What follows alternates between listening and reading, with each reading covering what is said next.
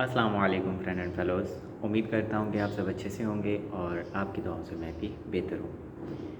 तो जैसे पहले मैंने फाइनल मेडिकल पे वीडियो बनाई थी, तो मुझे कुछ भाइयों ने कहा कि आप पीएफ के मेडिकल पे भी बनाएं, क्योंकि पीएफ का जो सा मेडिकल होता है वो थोड़ा सा डिफरेंट होता है पाकिस्तान नेवी और आर्मी से। पाकिस्तान नेवी और आर्मी का जो सा इंटरव्यू होता है वो सेम ऐसे होता है कि आर्मी का और नेवी का जो सा मेडिकल होता है वो सीएमएच में होता है।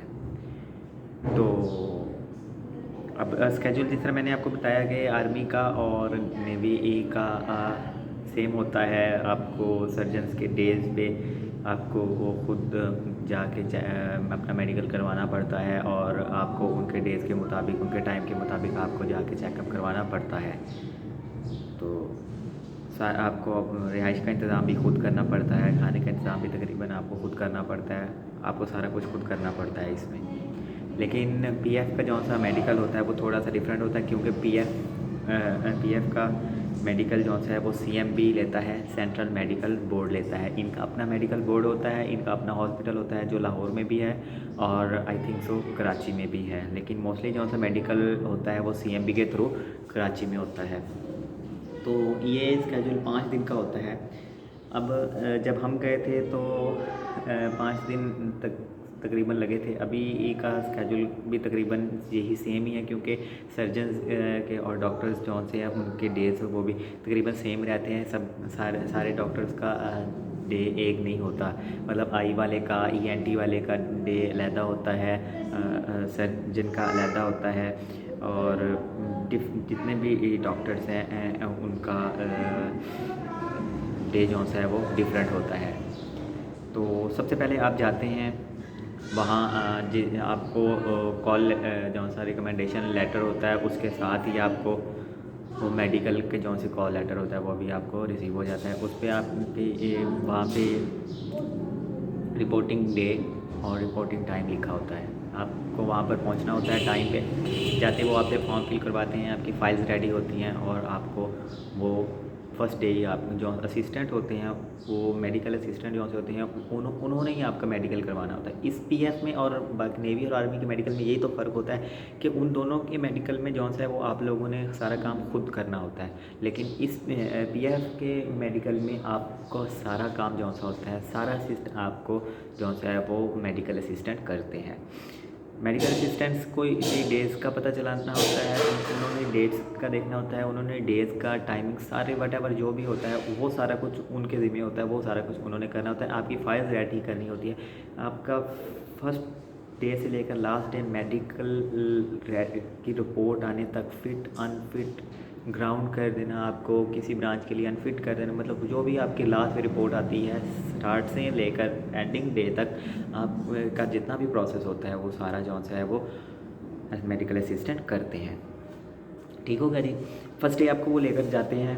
फर्स्ट डे में आपका यूरिन टेस्ट होता है, और उसके बाद आपका जो है वो ब्लड टेस्ट होता है, और आपके एक्सरे होता है। क्योंकि ये इनकी रिपोर्ट्स आने में 1 से 2 दिन लग जाते हैं, इसलिए आते ही ये आपका कर देते हैं। फिर सेकंड डे पे आपको वो फ्री कर देते हैं। अब सीएमबी का जो सा यूनिट है वो पीएफ के जो सा हॉस्पिटल है उसके बिल्कुल साथ होता है। वहाँ पे रूम्स भी बने हुए हैं, बिस्तरे भी होते हैं, चारपाइयाँ भी हैं, रिहाइश का इंतज़ाम भी है, और आपका जो खाने का इंतज़ाम है वो ऑफिसर मेस में होता है। उसके वो लास्ट पे तब तो हमारे से 1000 चार्ज किया था, अब ज़्यादा से ज़्यादा 1500 चार्ज कर देते हैं, और लास्ट में वो आपको टीएडीए भी देते हैं, जिसका ये फ़ायदा होता है कि आपका जो से चार्जेस होते हैं वो टीएडीए में जो से वो कट हो जाते हैं। तो उसके बाद सेकंड डे पे एक्सरे की रिपोर्ट्स तो आ जाती हैं, और शुगर वगैरह की जितने भी ब्लड टेस्ट होते हैं उनकी भी रिपोर्ट्स आ जाती हैं। फिर उसके बाद वो आप मेडिकल जो असिस्टेंट होता है वो आपकी रिपोर्ट जो है वो आपके डॉक्टर के पास लेके जाते हैं, आपकी रिपोर्ट चेक होती हैं, और आपको आपके उस सेक्शन पे वो फिट या फिर कोई प्रॉब्लम होती है तो वो आपका दोबारा अगर किसी चीज़ में वो प्रॉब्लम नज़र आती है तो आप एक्सरे दोबारा कर लेते हैं, या फिर आपका जो है वो ब्लड टेस्ट होता है वो दोबारा कर लेते हैं। तो मेरा थोड़ा सा एक्सरे में प्रॉब्लम आया था, तो लेकिन उन्होंने दोबारा एक्सरे मेरा किया था, तो वो फिर जो सा डाउट था वो दूर हो गया था। ये हो गया जी। फिर उसके बाद सर्जन का डे होता है, वो आपके फिज़िकल अपीयरेंस चेक करता है, जिस तरह आपकी इनिशियल में चेक होती है, वो उसको आप फिट एंड फिट लिखता है। फिर उसके बाद आपका आई टेस्ट होता है, आपकी आई सेट चेक होती है। आपकी जिस तरह इनिशियल में वर्डिंग पढ़ाई थी, वो आपको इनिशियल में वर्डिंग भी पढ़ाते हैं, और जिस तरह वो मशीन के थ्रू फोकस चेक करते हैं आपका, वो भी आपका चेकअप होता है उसमें। जीडीपी के लिए जो सा होता है वो 6/6 चाहिए होती है, और बाकियों के लिए किस बाकी ब्रांचेस के लिए कम भी हो जाए तो उसका कोई प्रॉब्लम नहीं होता है। लेकिन तो उसका ये जीडीपी में 6/6 इसलिए चाहिए होती है क्योंकि आपने फ्लाई करना होता है, इसलिए आपकी जो आई साइट है वो परफेक्ट होनी चाहिए। अगर आपकी आई साइट कम है तो आपको क्या करते हैं, जीडीपी के लिए अनफिट कर देते हैं और बाकी ग्राउंड ब्रांचेस के लिए आपको फिट कर देते हैं। वो स्टेटमेंट में बाकायदा लिखते हैं fit for unfit for GDP but fit for ground branches. तो आपका अगर मेरिट फिर वो ऐसे होता है कि आप अब एलिजिबल हो ग्राउंड ब्रांचेस के लिए, आप जीडीपी को भूल जाओ। अब आपका अगर मेरिट लिस्ट बनेगा तो आपका जीडीपी में नहीं बनेगा, बल्कि आपका एरोनॉटिकल में और बाकी जितनी भी ब्रांचेस हैं आपका उनमें ये बनेगा। लॉजिस्टिक्स में आ गया, बाकी जितनी भी ब्रांचेस हैं उसमें आपका मेरिट बन जाएगा। फिर उसके बाद आपकी ईएनटी होती है, कान में कान चेक किए जाते हैं, वैक्स वगैरह है यानी वो चेक की जाती हैं। फिर उसके बाद आपका नोज चेक किया जाता है और आपका थ्रोट चेक किया जाता है। वो उसकी बेस पे वो आपको फिट या फिर अनफिट लिखता है। अब देखें इन रिपोर्ट्स में जो सा होता है वो सेक्शंस बने होते हैं, ये सेक्शन बना हुआ है, ये सेक्शन बना हुआ है, ये सेक्शन बना हुआ है। हर सर्जन का या हर डॉक्टर का जो मेडिकल स्पेशलिस्ट है जिसका उसका सेक्शन बना होता है, उसने आपको उस सेक्शन में ऑब्जर्वेशन के बाद फिट या फिर अनफिट लिखकर उसने अपनी स्टैंप लगानी होती है। जब उसने लगा दी उस मतलब ये है कि आप उसके सेक्शन में फिट हो गए हैं, आप नेक्स्ट आप मूव कर सकते हैं। कई होता है कि जिनको ब्लड में प्रॉब्लम निकल आती है, फॉर एग्जांपल हेपेटाइटिस, शुगर वगैरह या इस तरह की कोई प्रॉब्लम निकल आती है, जिनको यूरिन में कोई प्रॉब्लम निकल आती है, तो वो फर्स्ट डे ही उनको अनफिट करके उनको घर भेज देते हैं। मतलब ये है कि ये स्टेप बाय स्टेप होता है कि आप हर स्टेप में फ़िट होने चाहिए तो नेक्स्ट स्टेप में आप मूव कर सकते हैं। फिर एयरफोर्स में आपकी इको चेक की जाती है हेडफोन लगा के, और बीप जैसे, और आपके हाथ पे एक बटन होता है, जैसे बीप बजती है तो आपने बटन को वो प्रेस करना होता है। ये होता है। फिर उसके बाद अल्लाह आपका भला करे, लास्ट डे पे सिर्फ जिन्होंने जीडीपी में अप्लाई किया होता है उनकी हड्डियों की पैमाइश होती है।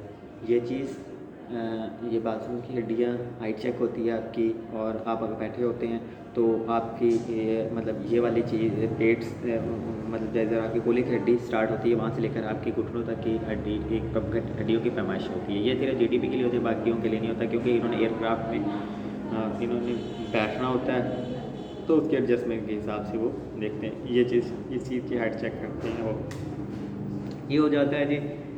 और लास्ट पे जो सा होता है हेड ऑफ मेडिकल बोर्ड जो सा होता है, वो आपकी रिपोर्ट्स देकर आप अपने कमेंट्स लेके आपको फिट या फिर आपको वो अनफिट कर देता है। अब सारे प्रोसेस से आप गुजर के आ गए हैं, तो इसमें मेरा नहीं ख्याल है कि अगर आप किसी चीज़ ब्रांच में मतलब आप सब में फ़िट हो गए हैं तो आपको वो किसी मसले में अनफिट करेगा।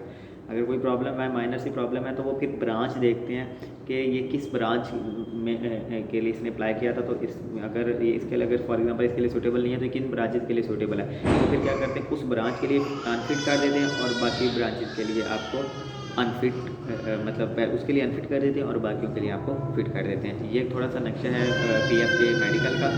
तो अगर इसके बारे में और भी आपके माइंड में कोई क्यूरी है या कोई प्रॉब्लम है तो वो आप काइंडली मेरे से शेयर कर सकते हैं कमेंट्स में, और अपना क्वेश्चन या कोई प्रॉब्लम है तो आप मुझे बता सकते हैं। हाँ, एक लास्ट चीज़ भी रहेगी, इसमें डेंटिस्ट भी होता है, डेंटिस्ट का भी चेकअप होता है, तो वो अपने दांत परफेक्ट रखें और अपने आप को परफेक्ट रखें। अल्लाह ताला आपका हामी नासिर हो। अल्लाह।